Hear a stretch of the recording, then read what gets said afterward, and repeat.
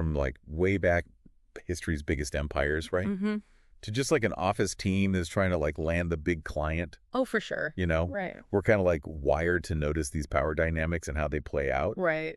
We respond to them without even thinking about it, really. Yeah. What we're going to look at today is how you can understand them better. And I mean, even the sneakier ones, like use them to your advantage. Okay. But not in like an evil way. Okay, so no, using these laws for evil, I got it. Right. But there are 48 of these things. Where do we even start? Okay, well, let's start with something I'm sure you've run into before. Okay. You know, at work, you have this killer idea, the best idea. Right. But your boss, well, they're not exactly the easiest person to deal with. Right. That is, like Greene would say, a perfect time to use Law 1. Which is? Never outshine the master. Oh, okay. So, like, even if you have the best idea ever, sometimes it's better to just, like, hang back a little bit. Exactly. It's about strategy. Okay. Like Greene would say, it's not about just being a pushover. Right. But think about this. If you can highlight your boss's good qualities and then kind of make it seem like your idea is part of what they already want, okay, that's going to go over way better than some big look at me show. Right, right. It's like that old saying, what is it? It's better to be the kingmaker than the king. You're the one who put them there, so. Exactly. You've got the power. You just have to be smart about it. And that goes right into Law 5. So much depends on reputation. Reputation, okay. Think about like historical figures who did this really well. They knew how to build up the reputation, make it strong without going over the top. So it's not just about having power. Right. It's about building it the right way. You got it? Okay, so that makes sense. But what about when someone's coming after you? What do you do then? Well, then it gets really interesting. Yeah. Greene would say that's when you use Law 11. What's that one? Learn to keep people dependent on you. It's like a shield. Wait, hold on. Isn't that getting a little, I don't know, manipulative? It can be, yeah. That's why you've got to understand how it really works. It's not about like holding something over people's heads. Right. It's more like, say, you're the only one who knows how to fix the coffee machine. Oh, so you're indispensable. Exactly. Not because you're trying to be powerful, but because you're useful. Right. It's a subtle kind of power, but it works. Greene would say if you can master this, ethically, of course, you'll be able to handle anything. So far, so good. But those are just like the basics, right? Yeah. What about when things get a little more, you know, strategic? Ah, so you're ready to get into the art of deception. Yeah, let's do it. All right. This is where Greene spends a lot of time in the book. Okay. And it's where things get, well, let's just say they're not always so clear-cut morally. Okay, well, you know what they say, all's fair in love and war? And office politics. That's right. So, Law 3, conceal your intentions. Keep them guessing. Exactly.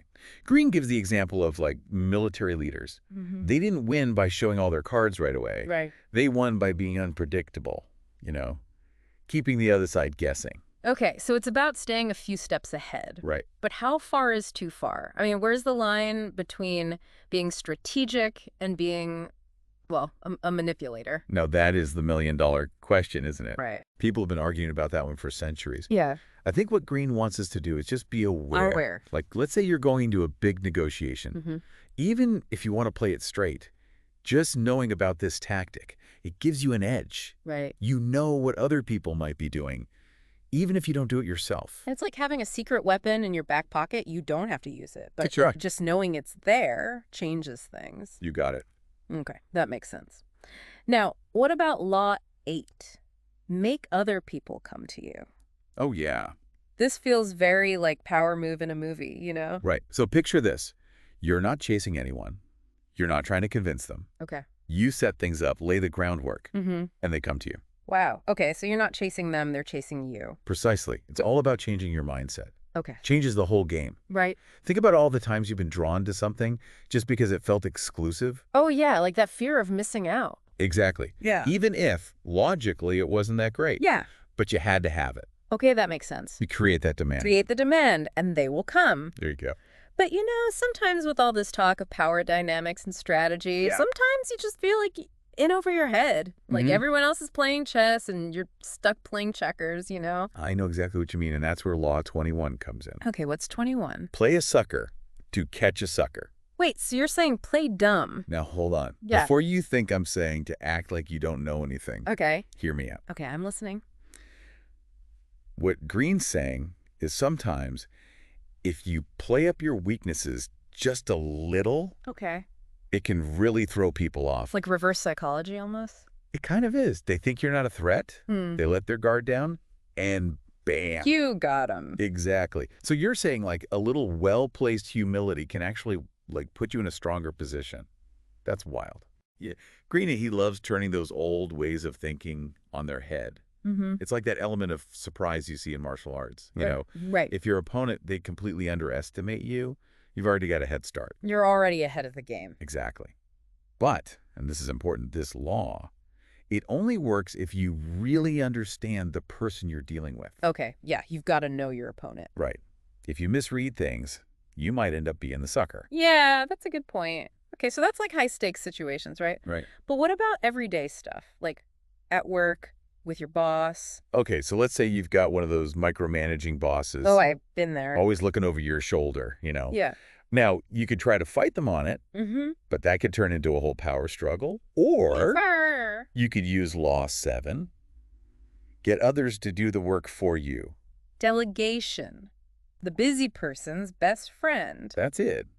But think about how it works with your boss. Okay, how so? So you're strategically giving tasks away, especially the ones your boss is always hovering over. Okay. Not only are you showing you're a leader, but your boss, they see the team doing well and they think, hey, that's because of how they're managing. So you're shifting the focus, right? Right. It's not about the little tasks anymore. It's about the big picture. Exactly. And this actually connects to another one of the laws, Law 16. Use absence to increase respect and honor. Wait, so I should just disappear? Book a vacation? No, not exactly. It's not about being gone all the time. Okay. It's about picking your moments. Strategic disappearing act. Exactly. Think about those leaders who are always around, always talking. Okay. Now imagine the opposite. Someone who only speaks up when it matters. They're not always there, so when they are, people listen. It's like they're playing hard to get, but in the workplace. Exactly. They're not just background noise anymore. So less is more, in a way. You got it. It's, like you said, strategic. Okay, I like it. This Greene guy, he's got some interesting ideas. Oh, he's just getting started. Okay, what else you got? So this next one, it's super relevant today, especially with social media and everything. Play to people's fantasies. Law 32. Okay, that sounds kind of risky. Like, are we talking about manipulating people now? It's not that literal, no. Okay. But it is about storytelling. Tapping into those deep desires everyone has. Okay. Like, think about really good marketing campaigns or really captivating stories or even those leaders everyone just seems to follow. Charisma. Yeah. Exactly. They all know how to tell a story that people connect with on a deep level. So it's like understanding what people want, what they're dreaming of, Right. and using that, but not in a bad way. Exactly. Let's say you're trying to get your team excited about a new project. Instead of just giving them the facts, what if you made it a story? Something they can get behind. So they feel like they're part of something bigger. Exactly. You're tapping into what motivates them. I mean, we all love a good story, right? Right. It's human nature. Okay, so we've talked a lot about getting ahead, but what about protecting yourself? In these power dynamics, I mean. That's where some of Greene's most helpful ideas come in. Okay. And sometimes they're the least expected ones. Like what? Like Law 10. Infection.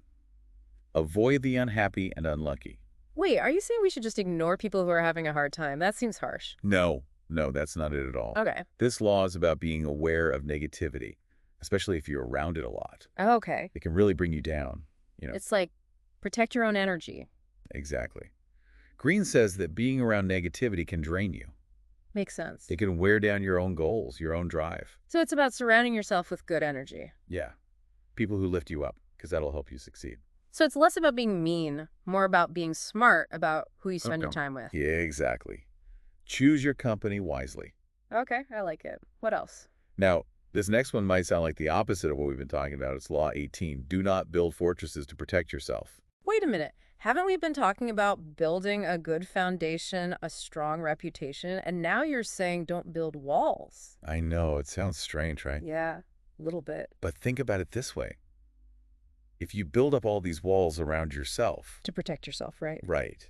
It seems like the safest thing to do, Okay. but it can actually make you weaker. How so? Because you're cutting yourself off. From people who could help you. Exactly. From information, from support. Okay, I see what you're saying. Think about history. Those rulers who shut everyone out, Mm-hmm. they are the ones who got overthrown. They ended up alone and vulnerable. So it's about building bridges, not walls. Exactly. Real strength comes from working with people, not shutting them out. It's like that saying, no man is an island. That's a good one. It's like they say, right, if you want to go fast, go alone. If you want to go far, go together. Exactly. And that takes us to Greene's final law, Law 48. Assume formlessness. Okay, formlessness. Yeah. I like it. It's like a reminder, you know. Mhm. In a world that's obsessed with plans and knowing exactly what's going to happen, Right. sometimes the best thing you can do is be adaptable. Like Bruce Lee said, be like water. Okay, so channeling our inner Bruce Lee now. I like it. But how do you actually do that? Be formless, I mean. The world wants you to have a plan. Right. But it doesn't mean giving up all structure. It's more about being flexible, Okay. ready to change your approach when things change. So be ready to pivot. Don't be afraid to change course. Exactly. The one thing you can always count on is that things will change. Mm-hmm. And being able to roll with those changes, that's what really makes you powerful. I like it. So we've talked about a lot, from office politics to ancient history. Right. And I think what gets me is that these laws, they're not just about getting ahead, they're about understanding people. Absolutely. They're about No. seeing those patterns in yourself and in other people, Mm-hmm. and then using that knowledge, not to be manipulative, but to understand how power works. To make smarter choices. Exactly. So we can be better, not just more powerful, but wiser. That's the goal. So to wrap things up, remember, as you go through your day, look for those power dynamics. They're everywhere. They really are. And think about how you can use what we've talked about today to make things better. Right. Not just for yourself, but for everyone. Exactly. Because when you know the rules of the game, that's when you can really start to master it. That's Robert Greene's 48 Laws of Power, folks. Until next time.